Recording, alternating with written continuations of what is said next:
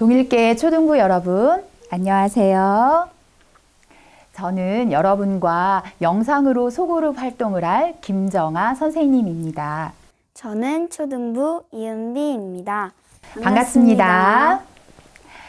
오늘은 예수님께서 동정녀 마리아를 통해 이 땅에 오셨다는 우리의 고백이 무슨 의미인지 생각해보는 시간을 가질 거예요.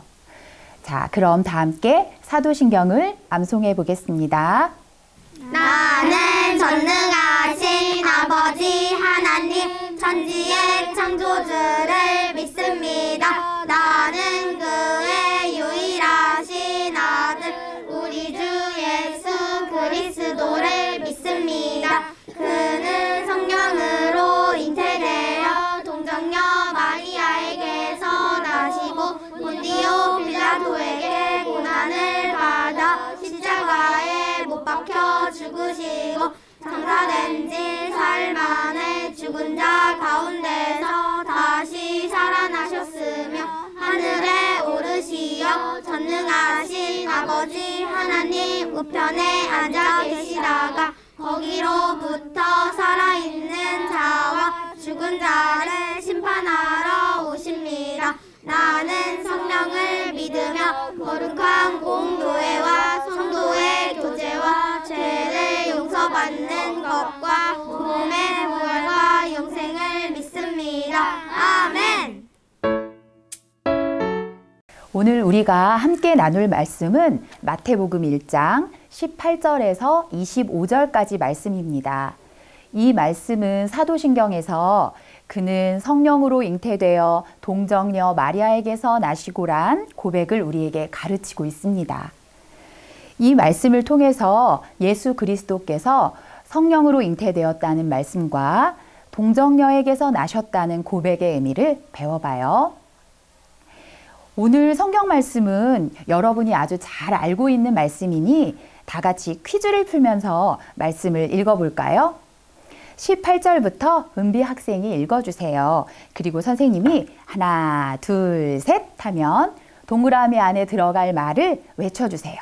우리 영상을 보고 있는 친구들도 함께 해주세요. 예수 그리스도의 나심은 이러하니라. 그의 어머니 마리아가 요셉과 약혼하고 동거하기 전에 성령으로 땡땡 된 것이 나타났더니 하나, 둘, 셋. 잉태. 네, 잉태는 다른 말로 하면 임신, 즉 여자가 아이를 갖는 것을 말합니다. 그의 남편 요셉은 땡땡땡 사람이라 그를 드러내지 않고 가만히 끊고자 하여 하나, 둘, 셋. 의로운. 네, 요셉은 마리아가 받을 비난을 생각해서 조용히 약혼을 취소하고자 했습니다. 이것이 의로움입니다. 이 일을 생각할 때에 주의 사자가 현몽하여 이르되 다윗의 자손 요셉아 내 아내 마리아 데려오기를 무서워하지 말라. 그에게 잉태된 자는 땡땡으로 된 것이라. 하나, 둘, 셋. 성령. 네, 남자와 여자에 의해서 생긴 것이 아니라 성령님의 능력으로 만들어진 생명이었습니다. 아들을 낳으리니 그 이름을 땡땡나 하라. 이는 그가 자기 백성을 그들의 죄에서 땡땡할 자이심이라. 하나, 둘, 셋. 첫 번째는 예수, 두 번째는 구원. 네, 성령님의 능력으로 만들어진 그분이 바로 예수님, 우리의 구원자이십니다. 이 모든 일이 된 것은 주께서 선지자로 하신 말씀을 이루려 하심이니 이르시되 보라 처녀가 잉태하여 아들을 낳을 것이요 그의 이름은 땡땡땡땡이라 하리라 하셨으니 이를 번역한즉 하나님이 우리와 함께 계시다 함이라. 하나, 둘, 셋. 임마누엘. 네, 예수님은 우리와 함께 하시는 임마누엘의 하나님이십니다. 요셉이 잠에서 깨어 일어나 주의 사자의 분부대로 행하여 그의 아내를 데려왔으나 아들을 낳기까지 동침하지 아니하더니 아멘. 예수님이 성령으로 잉태되었다는 의미는 무엇인가요? 예수님은 100% 하나님이라는 것입니다. 예수님께서 엄마 마리아를 통해서 태어나신 것이 아닌가요? 예수님은 우리처럼 100% 인간으로 태어나셨습니다. 우리처럼 배고픔도 느끼셨고 울기도 하셨어요. 그런데 예수님은 마리아가 아버지 요셉과 관계를 갖지 않고 태어나셨다는 말의 의미는 무엇일까요? 예수님은 100% 죄가 없는 분이라는 것입니다.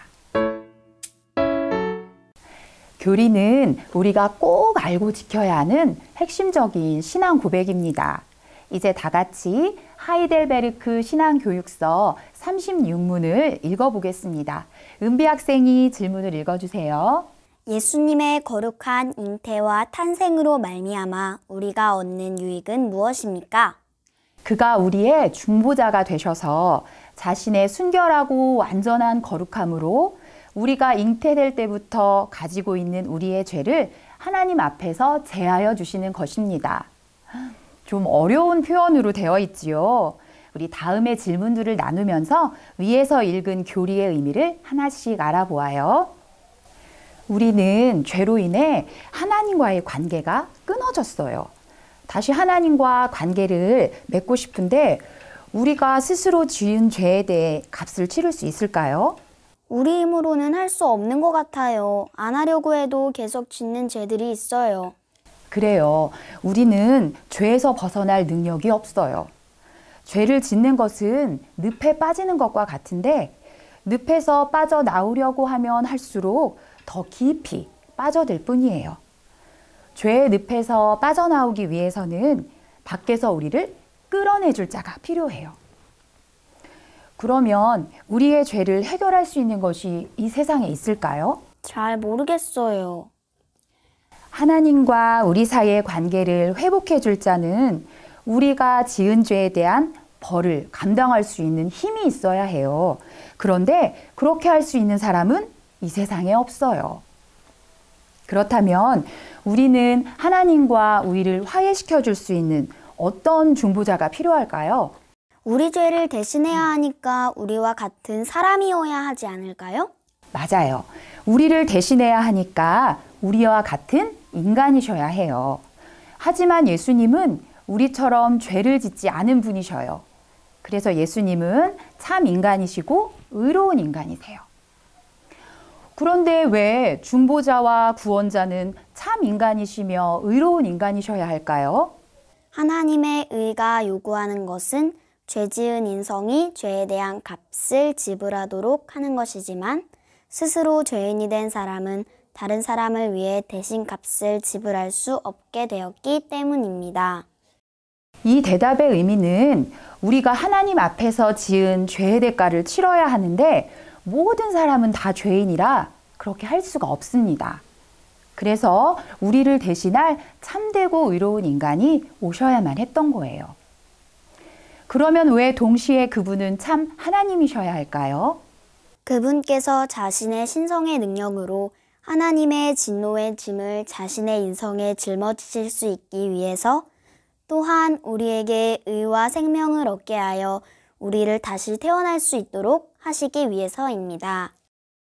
이 말의 뜻은 다음과 같아요. 하나님과의 약속을 어겼기 때문에 우리가 치러야 할 죄의 무게가 엄청나거든요. 그러니 그 무게를 건져낼 수 있는 사람이 이 땅에 있을 수 있을까요? 아무도 없어요. 하나님이셔야만 우리의 모든 죄를 해결해 주실 수가 있어요. 하나님만이 우리의 모든 죄를 없애 주실 수 있고 우리를 죄에서 자유롭게 해 주실 수 있고 영원한 생명인 영생을 주실 수 있기 때문입니다. 지금까지 우리가 나눈 내용을 퀴즈로 정리해 보겠습니다. 우리를 구원하기 위해 하나님은 예수님을 우리의 지읒, 비읍, 지읒으로 삼으셨습니다. 무엇일까요? 중보자. 네, 맞았습니다. 중보자. 하나님은 예수님이 참 인간이며 참 하나님이 되시도록 시옷 리을로 잉태되게 하셨습니다. 무엇일까요? 성령. 네, 맞았습니다. 성령.